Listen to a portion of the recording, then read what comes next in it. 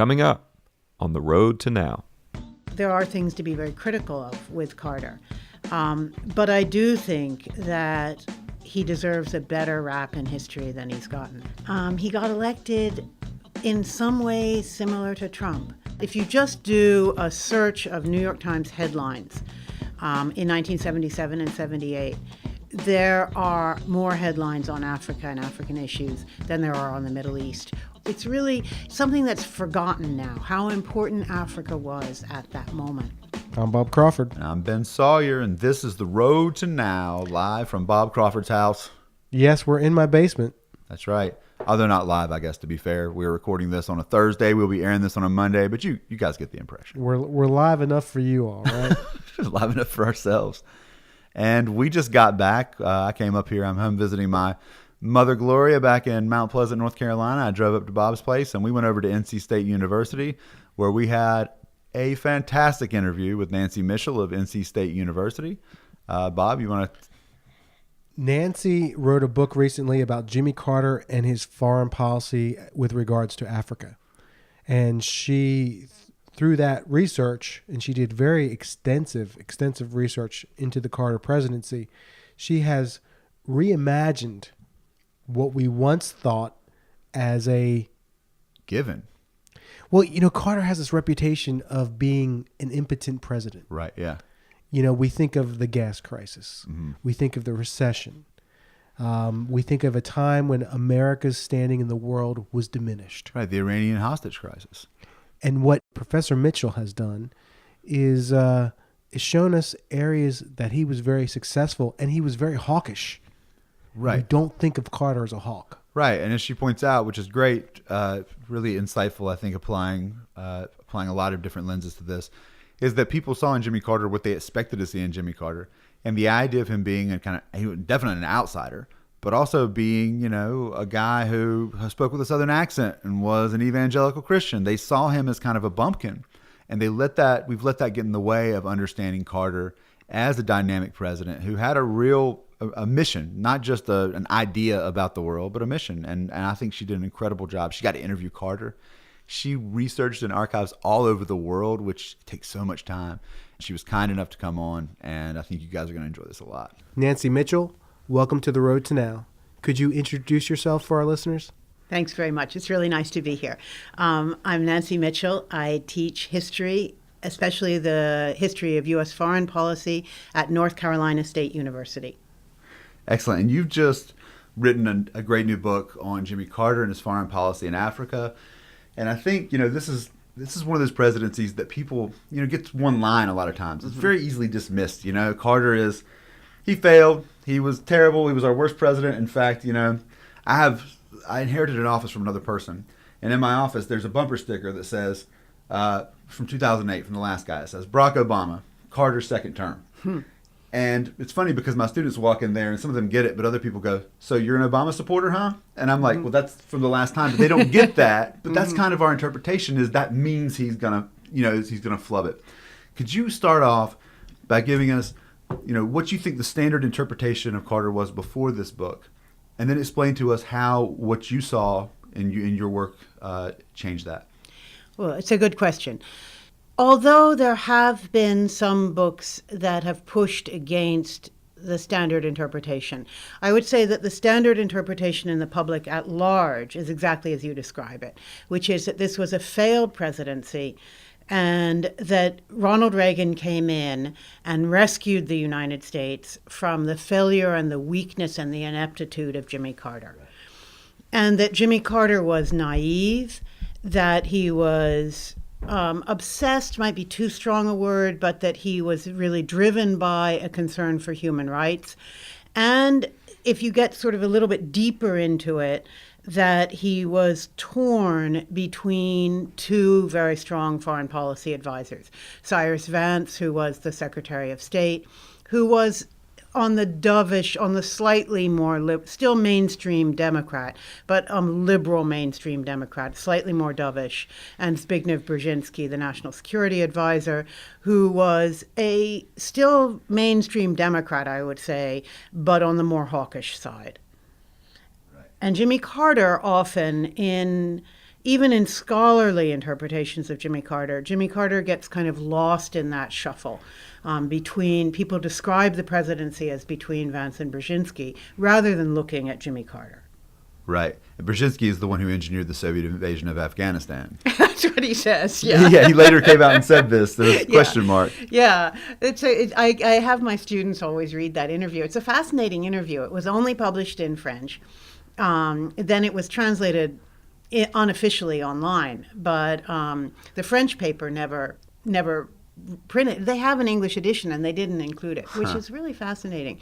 But in that interview, which was before September 11th, Brzezinski, it was I think in 98, 97, 98, something like that.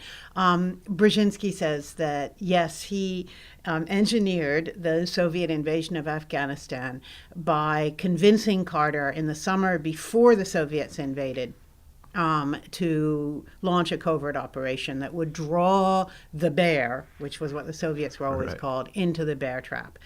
And the interviewer then, the French interviewer, said, well, didn't that upset the Islamic community and the Muslims in Afghanistan, and didn't that create trouble?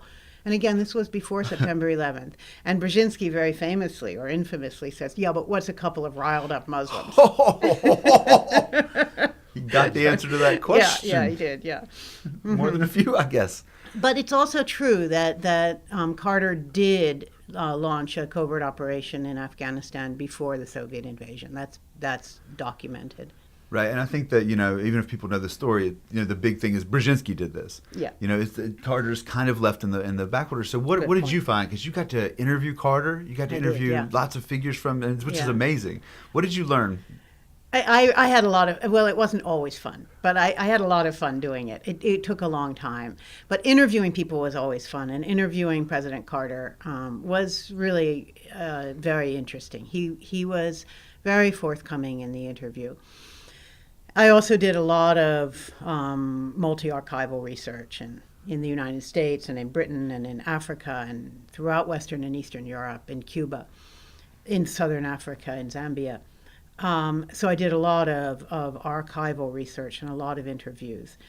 And basically, one of my conclusions is that, and I'm very sure about this conclusion, that Jimmy Carter came into office as a Cold Warrior, and that the idea that Jimmy Carter was naive is a mistake. That it in some ways plays into the idea that Southerners are a bit naive or stupid.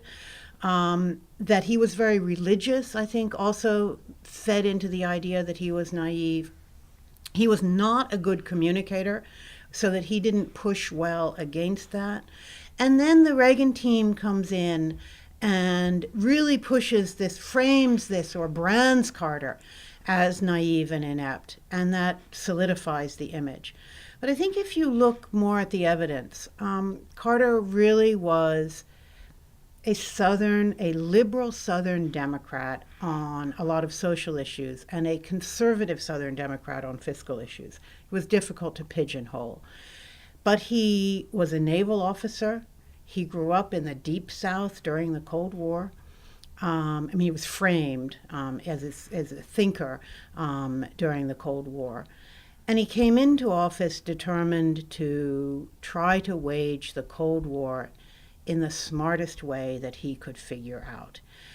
It wasn't that, as some of the sort of normal histories of the Carter period indicate, that he came in just talking about human rights, and then gradually, and particularly with the Soviet invasion of Afghanistan, suddenly he realized, oh my goodness, the Soviets really are evil people. No, he really was thinking about the Soviet Union as the most important adversary of the United States from the beginning.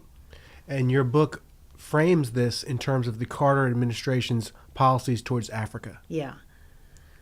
Exactly. Why was Africa the place you chose? It's somewhere that I think is in America's periphery. Yeah. Easy explanations for what happens in Africa are, people dismiss it. Yet you find that the heart of Carter's policy is identified in our relationship with Africa. Yeah, I think that there are a lot of different ways that you could approach the Carter presidency, but I think Africa was the one that nobody really had looked very seriously at. And there were several reasons that I chose to look at it through Africa. The main one, well, besides for the fact that it really hadn't been done thoroughly before, but the main one is that during the campaign of 1976, the focus of the Cold War was in Africa. And because in 1975 there was a civil war in Angola, the Americans, in collusion with the South Africans, launched a covert operation to try to sway the results of that civil war. The Cubans, very unexpectedly, in late 1975, decided to intervene in that civil war.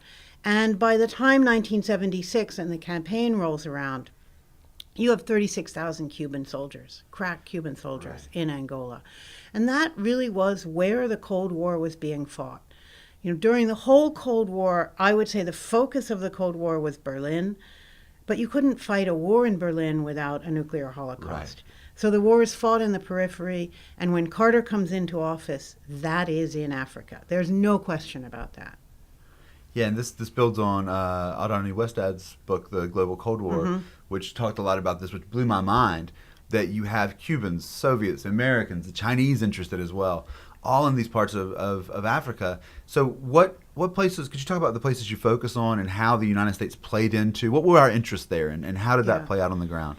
Let me just say that whereas Westad's book is very good, I was really building much more on Pierre Aglahésis. Okay. And Pierre Aglahésis has written two wonderful, mind-blowing books about the Cuban policy in Africa. He takes it from the beginning of really almost from 1959, really from around 1960, all the way up through the end of the Cold War in two books, Conflicting Missions and Visions of Freedom. And what he does is really focus on why did the Cubans intervene and what did they do in Angola, and therefore later, after the Carter period, particularly in the 80s in Namibia and in helping the liberation struggle in South Africa. Right. I decided, because he really had done Angola, I mean, I don't know how anyone's going to add to that. I decided to focus on what really was the focus in 1976, 1977, 1978, and into 1979, which was what then was called Rhodesia and is now Zimbabwe. And also to counterpose that with the other main African crisis, which was the war in the Horn of Africa between Somalia and Ethiopia. And I decided to focus on those two incidents, first of all, because they were by far the most important during the Carter period, and secondly, because they're very different.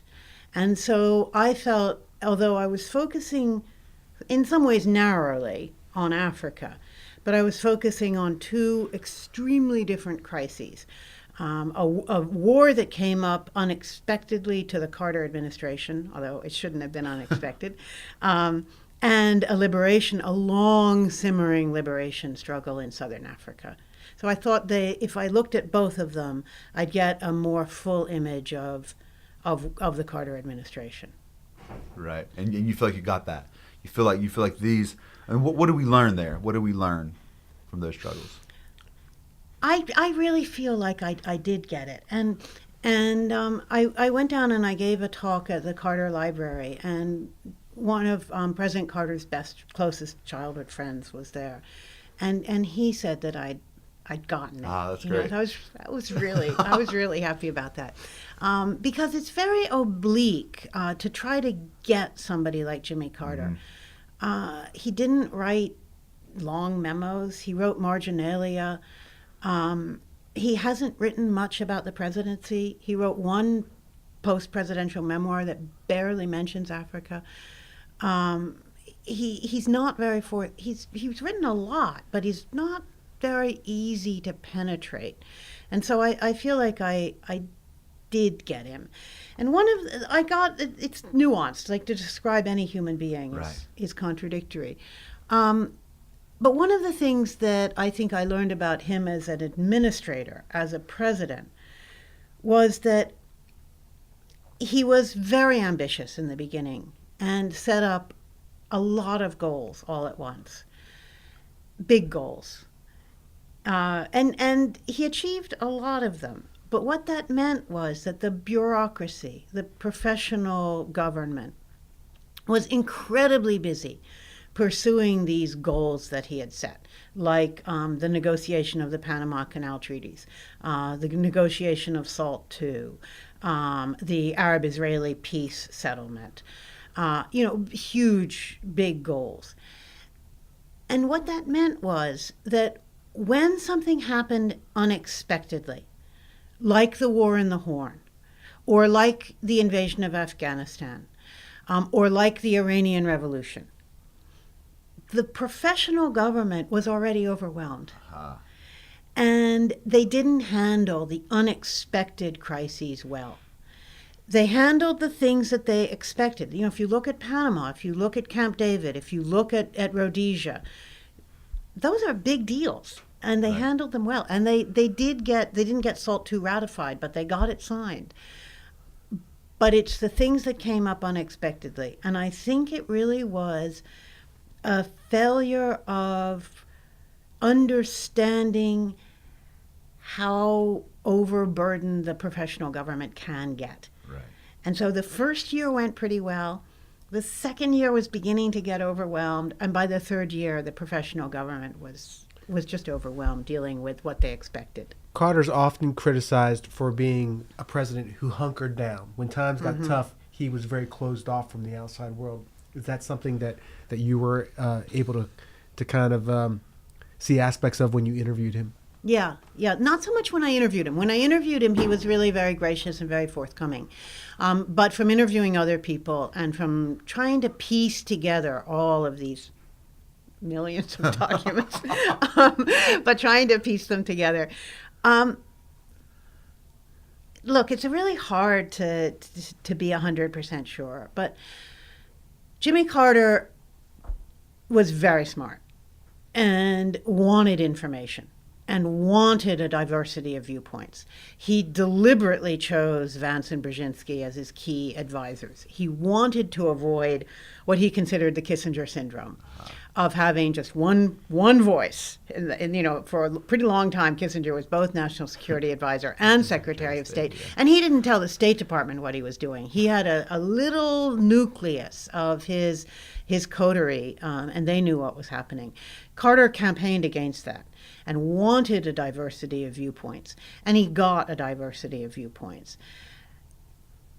But he really trusted his own judgment.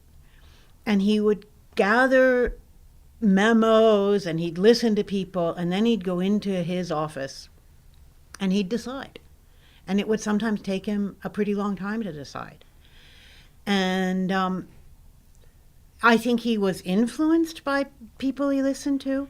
I think he was particularly open in African affairs to listen to his ambassador to the United Nations, Andrew Young, who really had not a close friendship, but a position of influence and respect. They respected each other, in part because they both Young and Carter are profoundly religious people. And although they didn't come from the same exact denomination, they communicated across the racial divide. They communicated because of their shared Christian faith. So give us an example of where Carter's faith and Young's faith played out in actual foreign policy. Good question. Let me give you two one clear example and one more oblique example. When Jimmy Carter was on the campaign trail, he had a pretty steep learning curve. Jimmy who? Nobody knew who he was, and he knew about foreign policy, but he was a one-term governor of Georgia. He wasn't like the best foreign policy maven.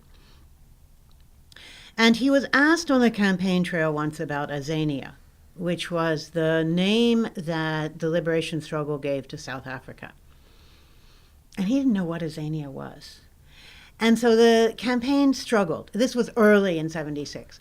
the campaign, he had a little campaign organization, largely family. And they thought, well, we got to figure out, we got to get someone to brief us on Africa.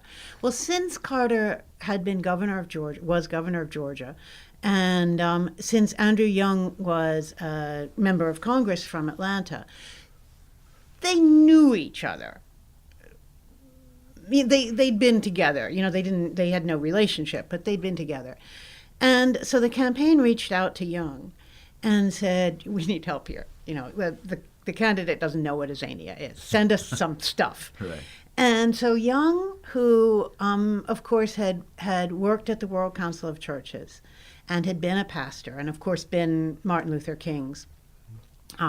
of Martin Luther King's right-hand men, very important in the civil rights struggle.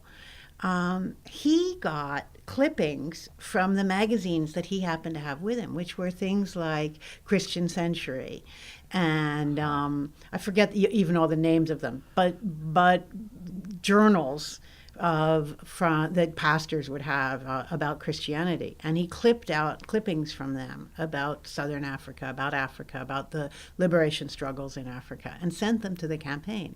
That was the initial information. That did, I think, help frame the way that Carter looked at the liberation struggle in Southern Africa. When he became president, and they actually got involved in negotiations with people who were members of the liberation movement, who were fighting against the white racist regime in Rhodesia, led by Ian Smith. These were men. There were two main liberation movements in Rhodesia at the time, or Zimbabwe. And they were led by Joshua Nkomo and Robert Mugabe, who's now. Right. Yeah, exactly. But back then he wasn't, no one really had identified him as Robert Mugabe. Yeah. Both of those men are very religious, had their training in religious schools, as did most of the other leaders of the guerrilla struggle. Partly because of that, partly because they were fighting against a white racist regime, and Carter knew from living in Plains, Georgia, in the 30s, he knew about white racist regimes. Carter was able, I think, maybe would have been able without Andrew Young, but certainly Andrew Young helped nudge him not to see these men as communist terrorists, which any other American administration would have labeled them as. They were funded by the Soviet Union. They would have been labeled, and they were using guerrilla tactics. They would have been labeled as communist terrorists. And when he looked at kind of similar people in Nicaragua, they were communist terrorists. Right. But in Southern Africa, they weren't. And there, I think religion played race played a bigger role, I would say, but religion played a role there in making these people who could have seemed very other to Carter not seem as other as they would have been. So it provided that common ground for empathy. Yes, yeah. Although Carter himself didn't have negotiations with those people. That was really through Young talking about it. You mentioned Cuba's involvement. Mm-hmm. Can you, because I know very little of this history of the African side of Carter's presidency. I look forward to reading your book. I'm sure our listeners don't have a great handle on African history. A few may, but I'm guessing that they don't.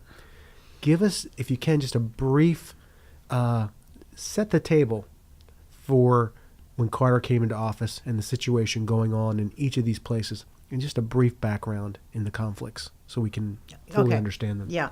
Let me say one thing as a preamble, just because you're right, that probably, the vast majority of people will be surprised that there's a whole book on Jimmy Carter in Africa.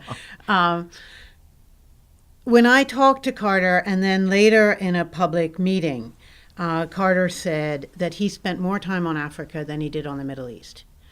If you just do a search of New York Times headlines in 1977 and 78, there are, I don't remember the statistics now, but it is dramatically more headlines on Africa and African issues than there are on the Middle East, more editorials on Africa than there are on the Middle East. It's really something that's forgotten now, how important Africa was at that moment.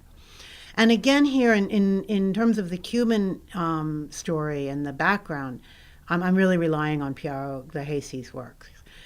There are two things that are happening in Africa at the time that Carter becomes president. One is pretty simple, and that is economics. It might seem surprising now, but in the mid-'70s, people were really thinking that Africa was on the verge of becoming a big economic player. And this in part had to do with oil in Nigeria. Mm-hmm. And the Nigerian engine, which seemed at that point to be poised to really... the United States suddenly had more trade with Nigeria than with South Africa. There really was a sense that Africa could become a major player economically. And Nigeria had to do with the oil crisis, right? The embargo. Nigeria picked up some of the slack from the Arab states. They were, exactly, precisely. And they were really awash in oil and also natural gas. They had a lot of natural gas too.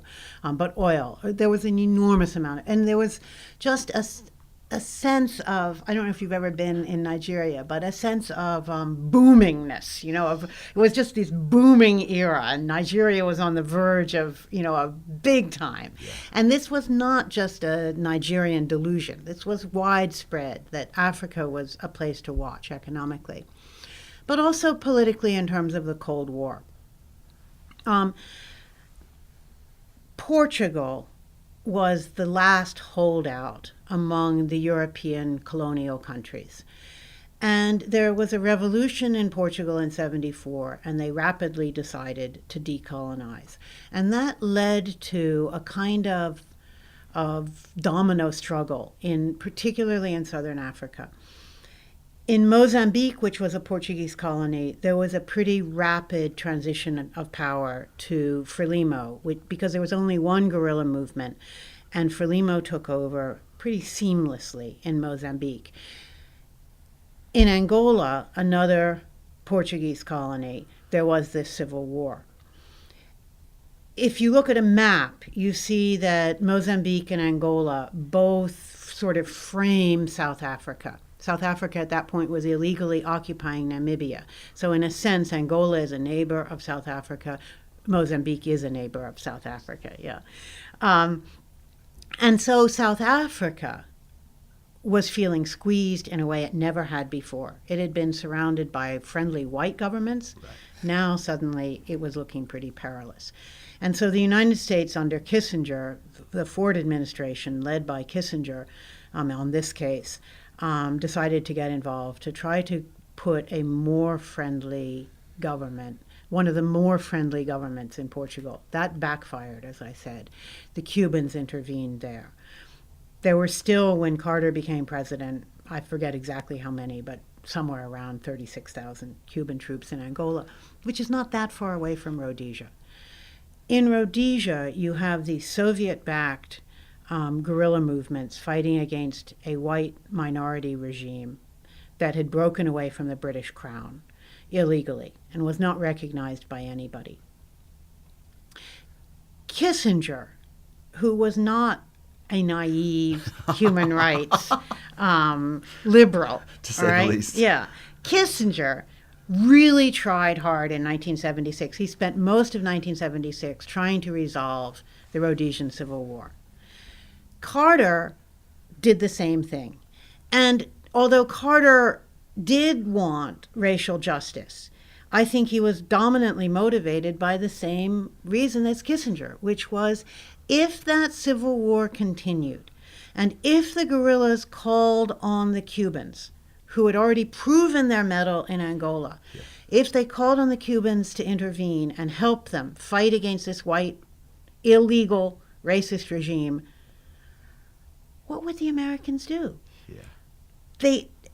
They couldn't back Ian Smith, who was a white, racist, illegal ruler, but they didn't want to just sit by and have the Cubans walk all over another African country and South Africa feel more and more threatened. So they wanted to solve the Civil War. And that's that in Southern Africa, that's the situation that Carter inherited. In the Horn of Africa, it's a much more complicated story. Right. That's a really, I don't know if you want to get into that or not. Well, and I think it's important to remember for those of you who weren't there, the 70s is a really terrible time in the United States. Yeah. You've got Watergate, and people think Watergate's terrible. Watergate's coming, for the guy who replaced the guy before who had lied about the war in Vietnam. Yeah. 2 consecutive presidents from 2 different parties completely blatantly lying to the American public. You've got the oil crisis that goes on. You've got mass inflation following the pulling the United States off the Bretton Woods system, which pegged the dollar to gold. Exactly. You have, it is, and I don't know if you've seen the Ford Mustang II that was released in the mid-'70s. It is also a national travesty. My parents had one. It got repoed. It was a sad story. But yeah, the 70s were a really rough time. Yeah, they were a really rough And time. Carter, here's a question for you. I think you point out that Carter, oftentimes people saw in him what they looked for. They looked for an ideologue who was into human rights and was naive, and they found that, and they missed some of the more key elements of what he was actually saying. But Carter, I think one of the reasons, and I always play this clip in my classes, is the 1980 debate, the "there you go again" moment, which I think encapsulates kind of this maybe cathartic moment of Americans finally telling to this guy, this is the way you talk to us. So he's remembered he has a lack of charisma when he speaks. And he goes on national television and tells Americans to wear sweaters, which I don't know if you've ever heard this, but it's a bad idea to tell Americans that they can get less stuff. Yeah.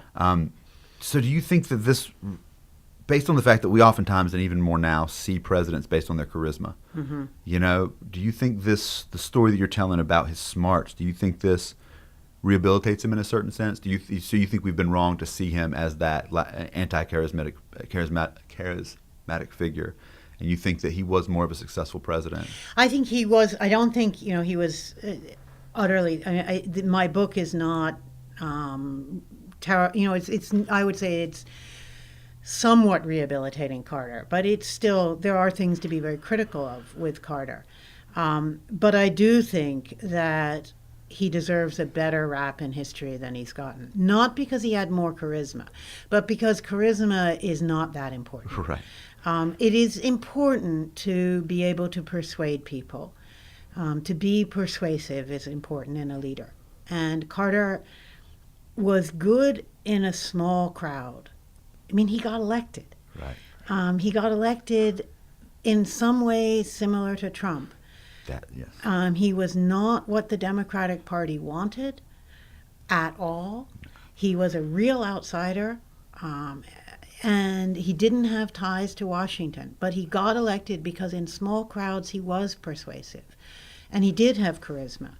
But he wasn't able to convey that on a large stage. Who knows why? Do you know? It's a really hard question as to why he wasn't. But I think that what historians and what sensible Americans need to do is to look more dispassionately at what he achieved. Right. And to say maybe sometimes we shouldn't just be attracted to the charismatic person, but look at what the policies are going to be. So where do we see his successes today? Okay. Well, I would say a few things. That's a really hard question. I would say, first of all, in terms just of the 4 years that he served, if you look carefully at the position of the United States in January 1977, when he became president, and in January 1981, when he left, that the United States was in a stronger position geopolitically in terms of the Cold War than it had been when he became president. I think that's undeniable. The Americans did not feel that. There was a disconnect between the feeling and the reality. But the reality was that the United States was in a stronger position. That, I think, is a success of his presidency. From an American national security point of view, Camp David has served the United States extraordinarily well.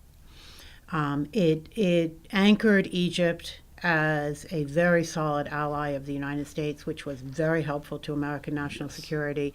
It prevented another Arab-Israeli war, which had been devastating economically, the 73 war, which led to the Arab-OPEC oil embargo.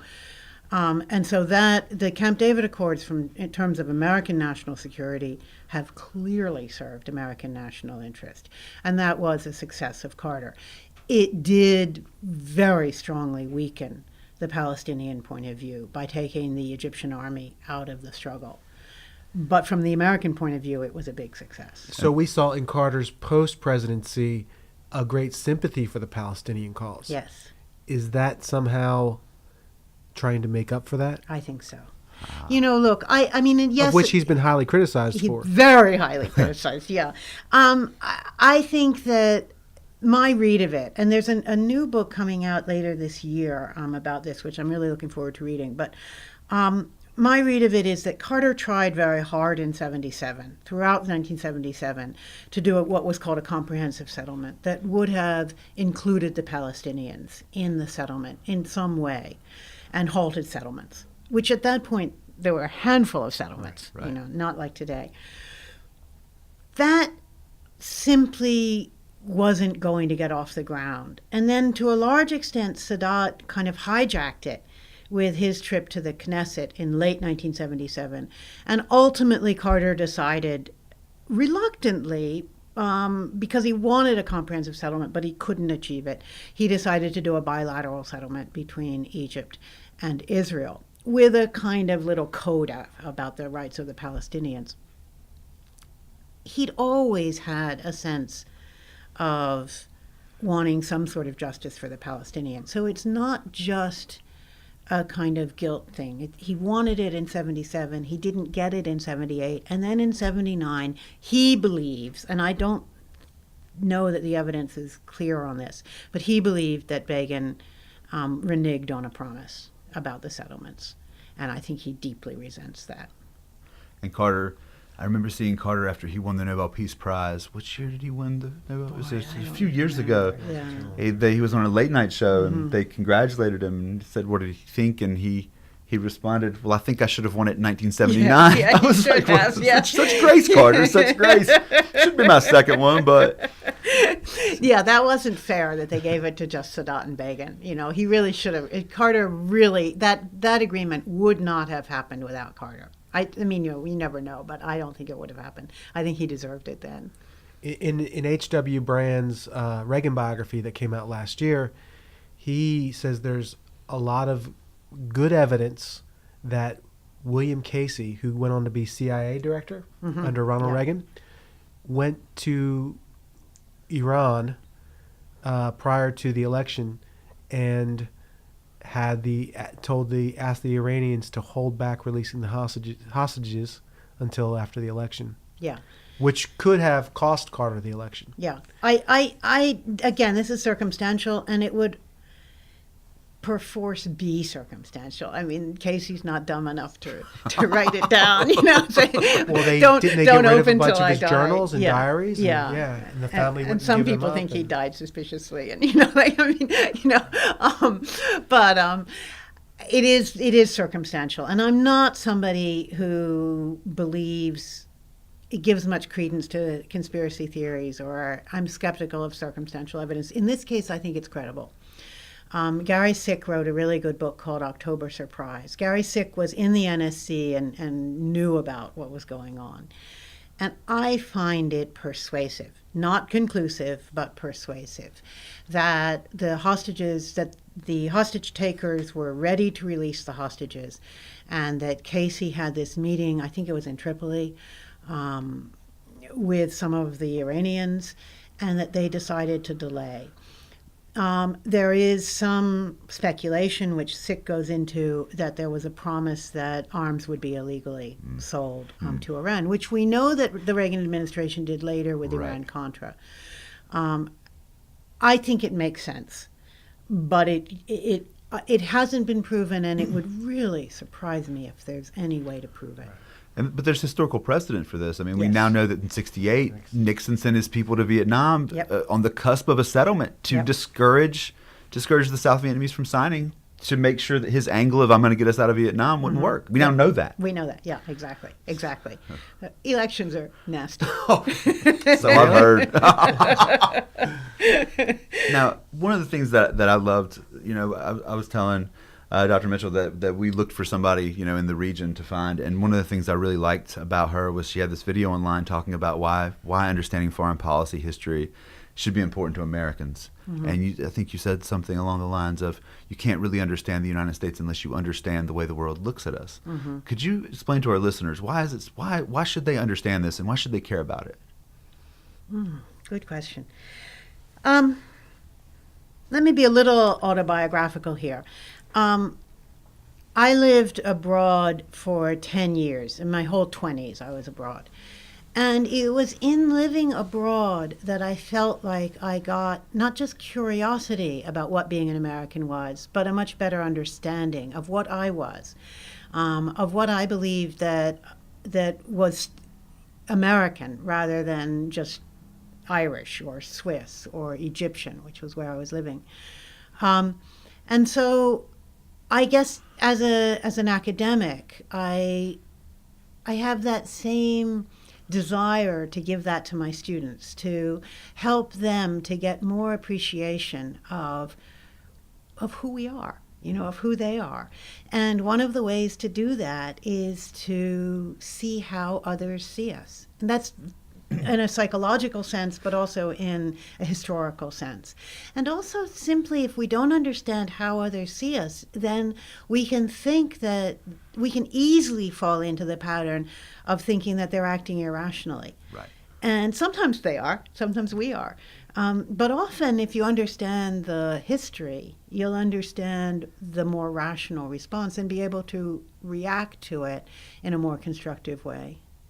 Yeah, I had the similar experience. I always tell my students to go study, go abroad, go see the world. There's two possibilities that'll come from it. One is that you'll find a place you like better, but I think the more likely one is that you'll come back and love where you're from even more. Mm-hmm. And that's certainly what happened to me. I come back to the South, and I couldn't be happier. I understood what made me who I am, and got to see the world through different eyes. Mm-hmm. And I remember one of the biggest moments I had was I was in Nicaragua, and I was talking to a girl from Sweden, and she said, think about you Americans as you go on television, and your president always says you're the greatest country in the world. And I was like, yeah. And she was like, you realize that you're telling all the other countries that they're not as good as you. Mm-hmm. And I never thought about it like that before. Mm-hmm. And so now I say, for me, where I live is the best place, but that doesn't mean it's the best place overall. Yeah. And that type of just the way we think about ourselves, and we're so isolated sometimes. And going out there, and I also say I think I tell my students, you can be the best ambassador we'll ever have. Yeah. You find that you can represent your country well. Yeah. No, I think it's really true. I think if we can encourage more and more and more students and everybody really to travel more, it doesn't solve all the world's problems, but it is helpful. Yeah. I wanted to ask you one question leading to current politics, because you know U.S. foreign policy well. You wrote a book on Wilson's foreign policy, Woodrow Wilson. So you've been studying this for a long time. You're certainly an expert on this field. We currently are facing the appointment of a Secretary of State, Rex Tillerson. And this is a person who has no diplomatic experience, someone who is straight out of the business world, has worked for Exxon since I believe his 20s. Are there historical parallels? Is there anything here?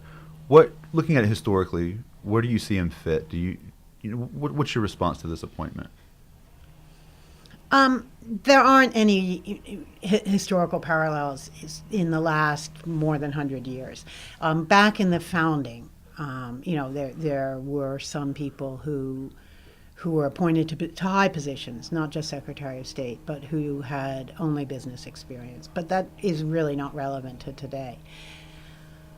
I must say, I'm not, on the face of it, worried about the Tillerson appointment. I think that the State Department is a very big, very sturdy bureaucracy, right, and has a very strong structure. And that Tillerson, if he's a smart person, will listen to the State Department and, will push it in certain directions. But he seems to me to be somebody who has proven that he's an administrator. He's aware of the world, what we were just talking about. Right. He is somebody who has traveled a lot. And he'll have a deputy who hopefully will be able to help do the bureaucratic work of leading the big State Department. I would be worried, frankly, more worried about Bolton or Elliott Abrams as deputy secretary than I would be of Tillerson as secretary.